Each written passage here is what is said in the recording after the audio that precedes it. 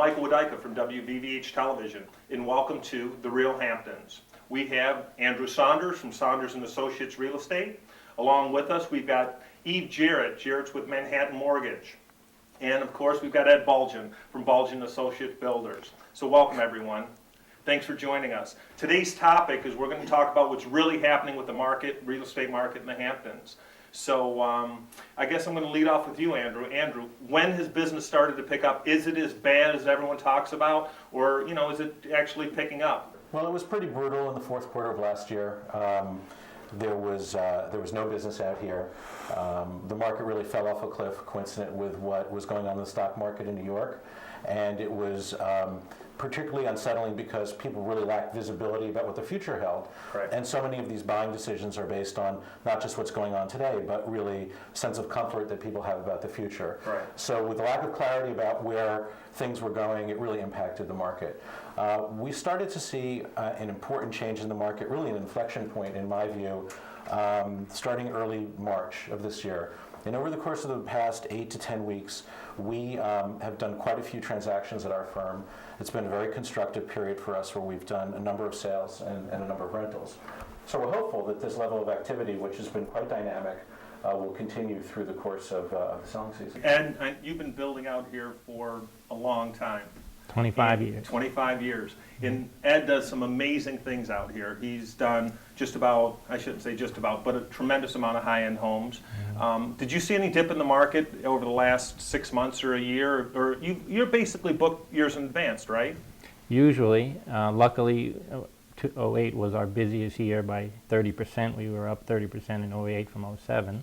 Congratulations. But that's because our jobs run a year, 2 years, sometimes 3-year projects. So we had a backlog that carried us through 08. Usually I have jobs lined up every 3 months. We try to start another project. A lot of the projects that I had in the pipeline were postponed, or they decided to put it off till the fall. Quite a few projects now are scheduled for the fall. Right. So we just signed a big contract last week, and I have another one right after this. I have to go sign another big contract for another big house. So well, we won't keep you too long. Yes. Now, Eve, obviously, mortgage basically drives everyone's businesses, whether it's real estate or whether it's building. What's happening with the mortgage? Can I even get a mortgage anymore, or is it just absolutely impossible? No, that's what you keep hearing in the news, and it's not true. I mean, there's a lot of financing still available for qualified borrowers.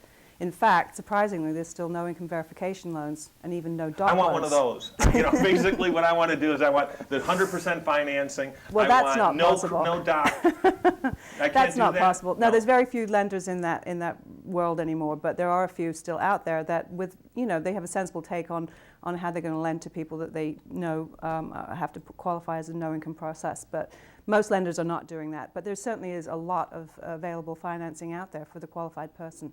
That's great. Now, real estate in general has gotten brand new. It's a whole new world out there, whether it's the internet or whether it's knocking on doors and solicitation, those sorts of things.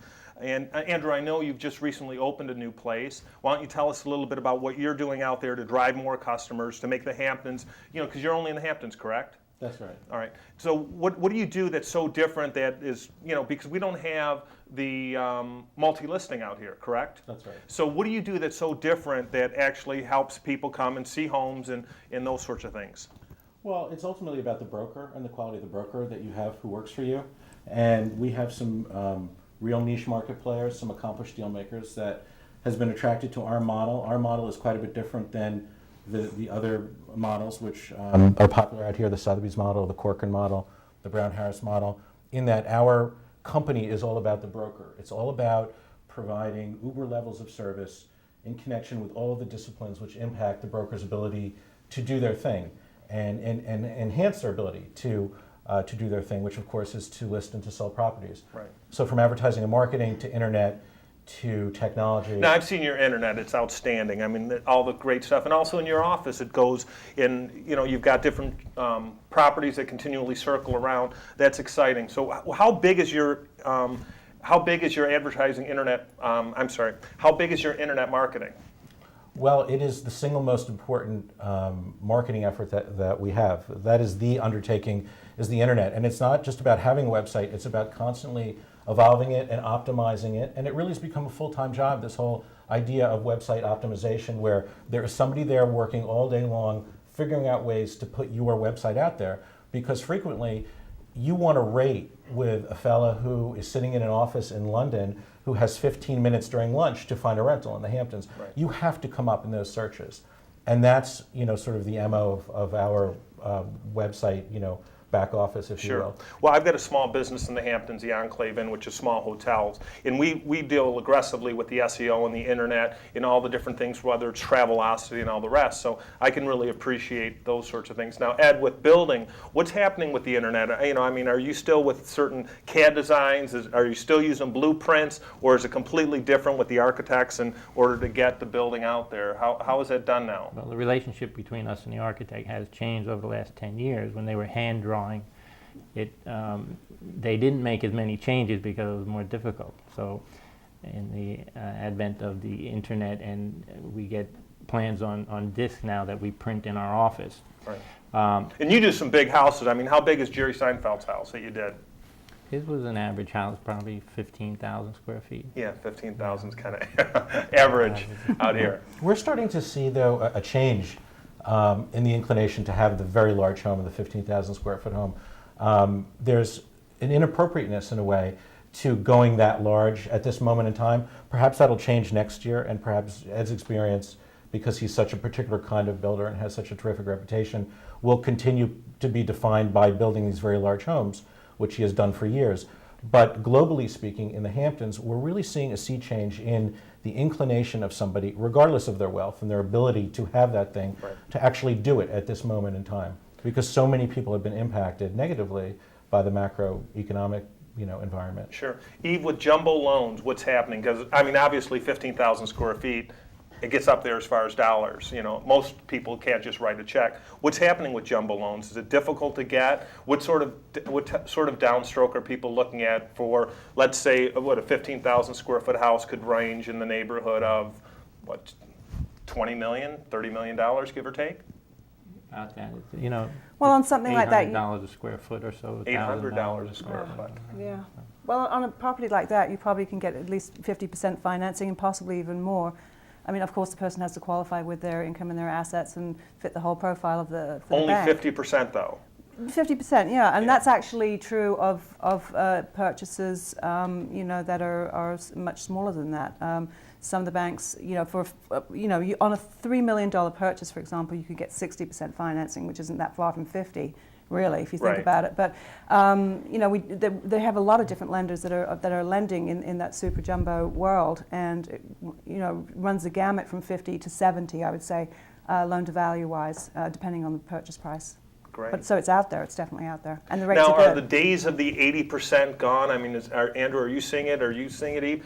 Are there 80% financing? Is that gone? No, you can definitely do 80% financing up to $1 million with no problem. Only at up all. to $1 million. Only up though. to $1 million. But isn't the average home out here average 1.5 or 1.7 Yeah. million for the average home? Obviously, everyone works, south of the highway. Those homes are just crazy. But after $1 million, it's down to 60%. No, not down to 60%. It sort of tiers down. 80 to $1 million is pretty common. 75 to 1.5, and you can expand those criteria loan to value wise by having an increase perhaps to the rate if the bank likes your whole profile. So it's possible to expand what is set in the guidelines if you have the wherewithal. We're going to go to commercial break, and then we're going to be back right with you. Thank you so much, and we'll see you after commercial break. Welcome back to the Real Hamptons. I'm Michael Wuydka, and we're joined here by Andrew Saunders, Eve Jarrett, and Ed Bulgin. Ed, we were just about to chat about what's happening as far as square footage. Obviously, you do a tremendous amount of building out here, and everyone can't afford $800 a square foot. What's happening with the subcontractors, with the type of supplies? Are construction costs higher, lower, the raw costs of everything? Construction costs are headed down over the last 6 months, like everything else. Material costs are down maybe 10 to 15%. There are a few items, PVC, plywood, 1x6 cedar are items that have gone up in the last couple of months, but in general prices are down 10%. A lot of people on Wall Street are looking at commodity prices, and they're expecting the cost of these raw materials, because they're down, steel is down, copper is down, aluminum's down. They translate that into their house should be down Right. at 50% or 100%. But the material we buy is generally down only 10 to 12%. Right. Labor costs are headed down. Companies are becoming more efficient in their workforce, so they can reduce their costs. They don't have to spend as much time babysitting their employees. Right. So they have better quality workers that are at the site, so things run smoother. So the correction is not always bad. How is it getting labor out here? I mean, obviously that it's always been a challenge. At the hotel, we have a bunch of people coming in all the time in order to spend the night. They're coming in from Mid-Island, they're coming in from Connecticut, all over the place. What are you seeing as far as local talent? I mean, obviously you have how big is your crew?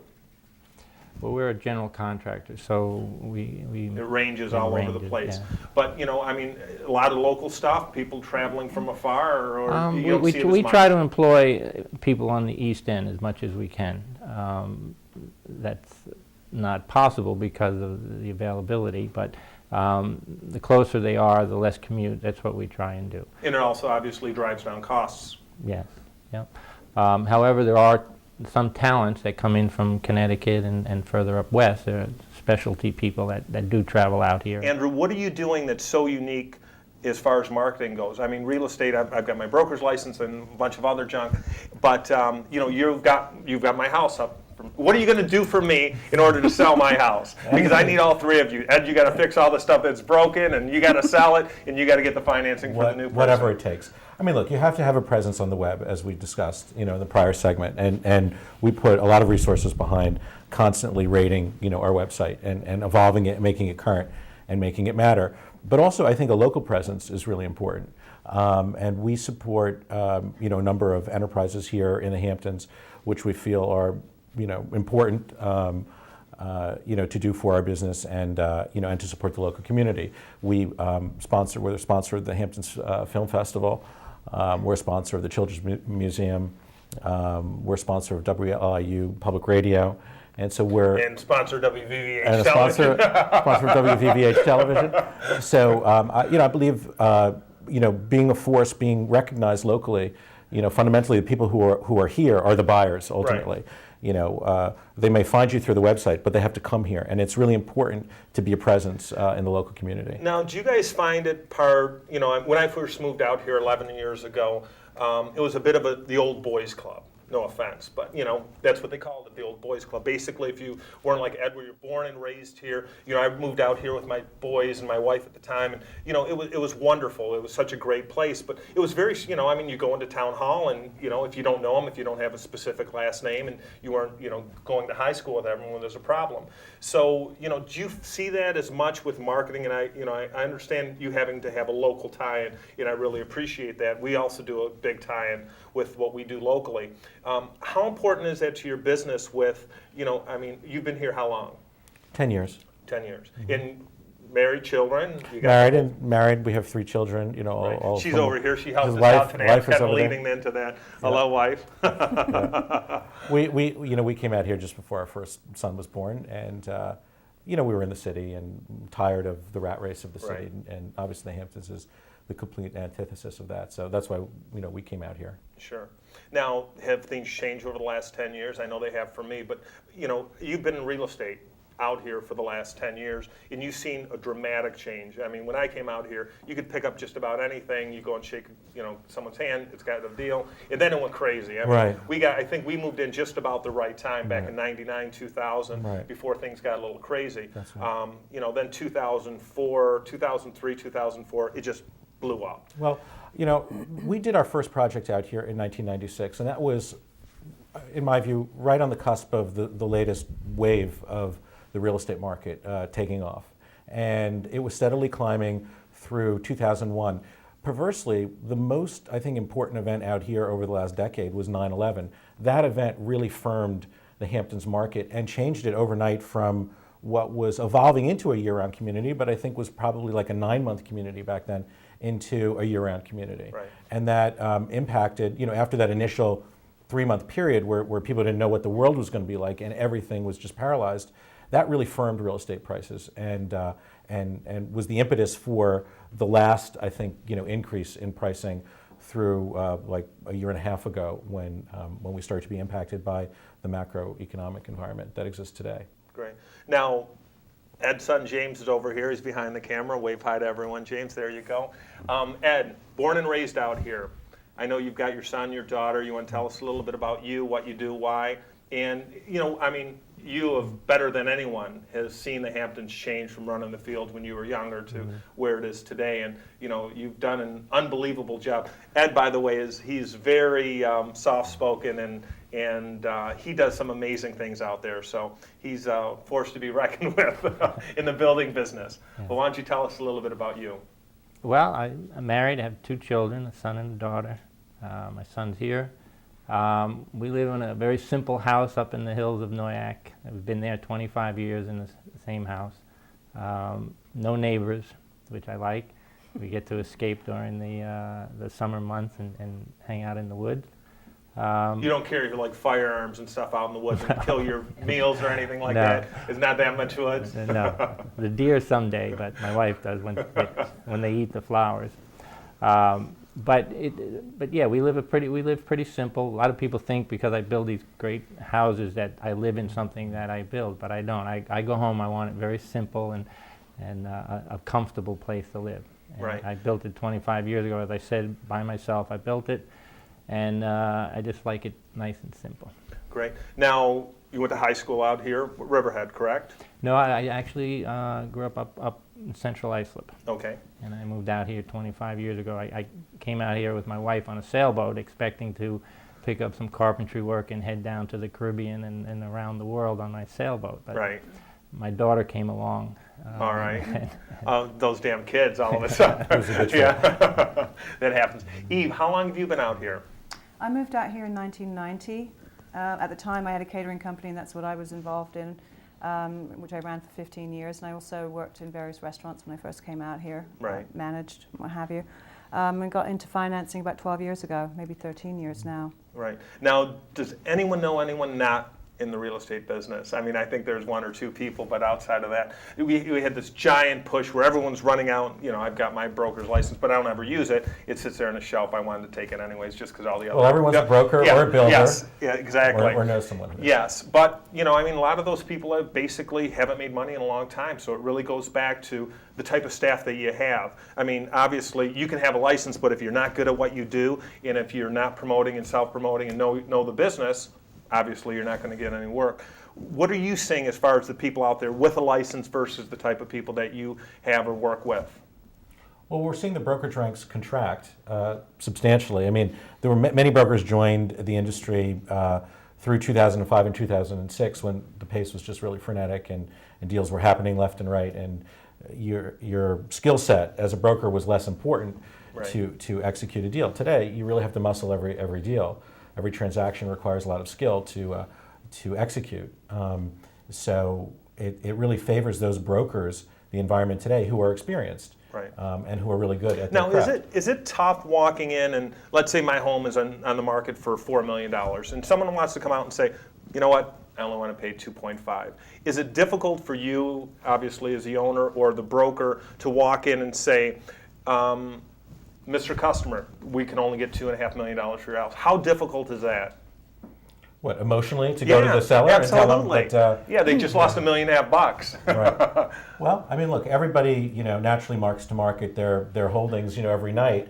But this market is a real, reality for people. It underscores real value, obviously, and it's been pretty brutal for some people.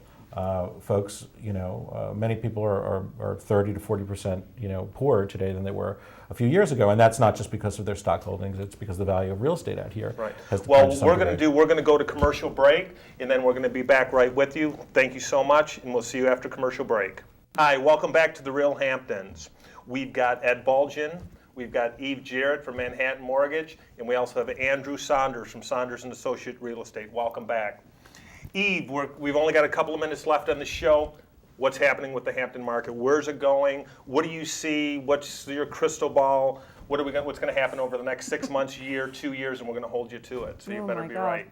Well, I'm actually seeing it's an insurge of foreign nationals that are actually looking to buy here, and that's a market that did slow down, like to a complete, just dead for a while. And now there seems to be quite a bit of interest from different individuals from different places around the world. Now, what countries do you feel the strongest? Is it Europe? Is it Asia? What's? Well, it's hard to say. I mean, I can only speak of my interaction with whom I've been dealing with, but Sure. I've had people from Hong Kong and Russia, and that's primarily the markets that I've been dealing with. But that's sort of an interesting thing, because it did seem to slow down completely from last year to really right about now. But there seems to be some interest there. There's a lot of people, I think, that are interested in buying. I have a lot of people call up to inquire as to what kind of financing might be available for them, which is a smart thing to do in advance of actually, entering into a deal and then needing the financing. It's better to find out if there's any issues that they might have or not be aware of, Right. Before they get to that point. So there's a lot of people out here looking, and I think they will eventually buy. I just think they wanted to feel a bit more comfortable about actually entering into a purchase. And I think they're getting there. It feels that way. It feels very busy right now. Good. Ed had a great question over break, so we're going to pass the mic over to Ed. No, I was curious to ask Andrew, only because I see the number of signs for Saunders Real Estate growing by the week, and it's very impressive. So I was wondering if you had a magic formula for that. I think our message is resonating, not just with brokers, because we have a robust marketing effort as a growing brokerage firm in terms of recruitment for brokers, but our message of, I think, local, luxury, boutique, Hamptons has resonated with a lot of local, property owners. Mm-hmm. We're not owned, many of the brokerage firms currently are owned by large corporations, which have come in over the past 6 or 7 years and bought up all the little locals that existed, the little mom and pop players of years ago, and consolidated them into these really corporate behemoths, if you will. We're a local owned, local operated entity, and I think that message has been very impactful with the community at large. And consequently, what we're seeing is people are coming into our place, calling in listings, walking in listings, contacting us over the website from around the corner, saying they like us to represent them on the properties. Well, and hats off to you again. With everything that all of us do locally, actually reaching out to the local people, and that's so important. Is that we've been out here, we spend our money locally. We do everything we do with our family, our children. Everything's done locally. So hats off to you and your presence with what you've been doing with on the local market. And along with that, what do you see the difference between New York and the Hamptons? Obviously, we're only a couple of minutes away, well, a couple hours away. But what's the market compared to New York City versus the Hamptons? Clearly, there are some elements that impact both markets, specifically Wall Street. And when Wall Street is in the tank, as it's been, over the past year, certainly it impacts both the New York City market and the Hamptons market. We have, however, a constituency out here which is independent from the New York-centric Wall Street market. There are a lot of Europeans out here. There are a lot of folks from California in the entertainment business, and so on, that are not necessarily impacted by Wall Street. Some of them certainly, but others not. So we're starting to see a level of stability, and I think we're leading out a little bit earlier than New York, from what I understand is going on in the New York market. So what's going to happen with the market next 6 months, year? You're obviously growing, doing a great job. What happens with the market? What do you see happening? Well, the Hamptons is certainly not going to zero. I think we've shown that. The fear that permeated the market in the fourth quarter of last year has abated substantially. And I think, generally speaking, as long as affluent people continue to aspire to be here and have beautiful homes here, the Hamptons will continue to be and continue to thrive. It's certainly impacted from time to time by the vagaries in the economy. And my sense is that we're starting now, as represented by the business that we're doing and other firms, other brokerage firms, starting really 8 to 10 weeks ago, to come out of this thing. Great. Ed, you're up 40% last year. Good for you. You've got work booked for the next couple of years. You can always use a little bit more. So if there's anyone out there that wants to build a 15,000 square foot house or so, give that a call. But Ed, what's happening? Are you going to drop a little bit 2009? You're going to stay strong? What do you see happening with the big dollars? 2009 will definitely be less than 2008. How will that compare to 2007 though? It might be a little bit less than 2007. That's what I predict. I may end up turning down work in the fall. We have a backlog because everybody was pushing off projects that start We've got a this couple spring. of developers out here that'll take that work, though, I'm sure. It may come to that. We'll see how Wall Street does, because that impacts our business tremendously. Absolutely. But 2009 looks comfortable. 2010 looks better by maybe 10%. So we're So the comfortable. worst days are over for the Hamptons, right? We're back on track. Everyone can go back and start enjoying the summer. So we look forward to a great summer. Most of all, I appreciate everyone's time. Ed Bulgin, Bulgin Associates, high-end builders out here. We have Eve Jarrett, Manhattan Mortgage. Eve, thank you so much. My And pleasure. of course, Andrew Saunders, Saunders and Associate Real Estate. Thank you so much. Thank you so much for joining us here on the Real Hamptons. This was our very first show, so welcome, and we'll see you soon.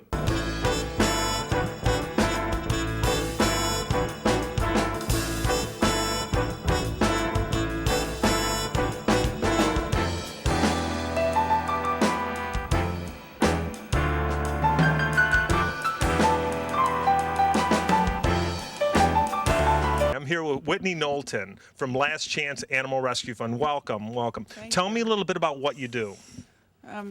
We basically rescue dogs from high-kill shelters that are about to be euthanized, and we relocate them here to the Hamptons, and we adopt them out. Only dogs? What about the poor cats and horses and all the rest? Currently, we're primarily a dog rescue, only based on the fact that we have no foster homes set up for cats. We don't have a shelter. We're a foster home run organization. So we rely on other people, and we have nowhere to go with horses either at this point. Now, we worked with you at a fundraiser before over at Yes. Regulars Music Cafe, Yes, which you it did was great. wonderful. Yes. What's your website? How do people donate? How can people help? The website is the acronym for Last Chance Animal Rescue Fund. It's lcarf.org.